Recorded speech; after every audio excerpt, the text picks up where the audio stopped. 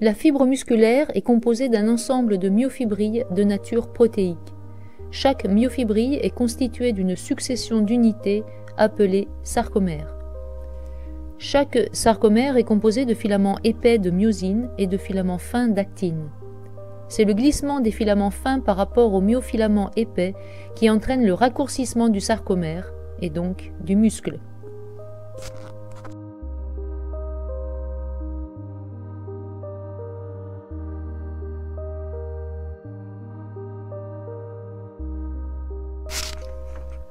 Le glissement relatif des deux types de filaments est dû en partie aux propriétés de la myosine. Les têtes de la myosine se fixent sur un filament d'actine. Les filaments de myosine se déforment de façon synchrone et font glisser les filaments d'actine. Ce glissement se fait grâce à la formation de ponts d'union entre les têtes de myosine et l'actine.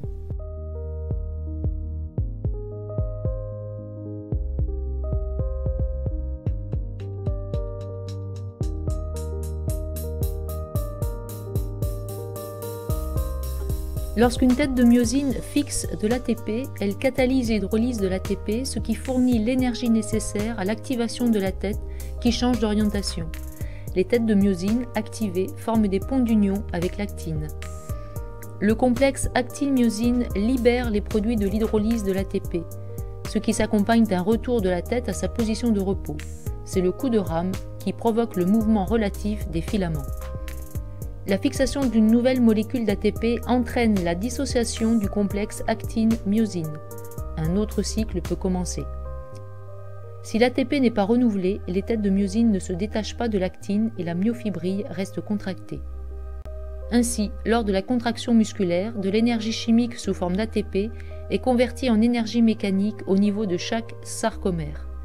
Cette conversion est permise par les propriétés de la myosine et de l'actine des myofilaments.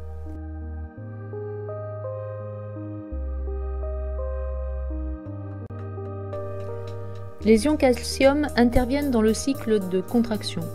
En se fixant sur une protéine, appelée troponine, située à la surface de l'actine, les ions calcium permettent la formation du complexe actine-myosine.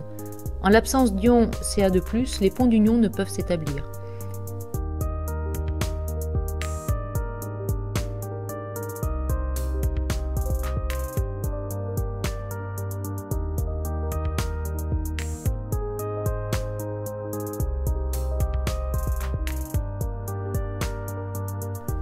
C'est en réponse au signal nerveux et lors de la fixation des neurotransmetteurs sur la membrane post-synaptique que des ions calcium sont libérés à proximité des myofibrilles. Les ions calcium jouent donc aussi un rôle important lors de la contraction musculaire.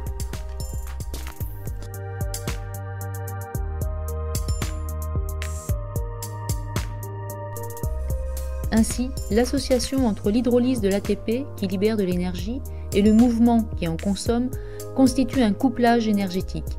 Il implique ici une transformation ou conversion d'énergie chimique portée par l'ATP en énergie mécanique, mouvement. La myosine et l'actine sont les acteurs moléculaires de ce couplage.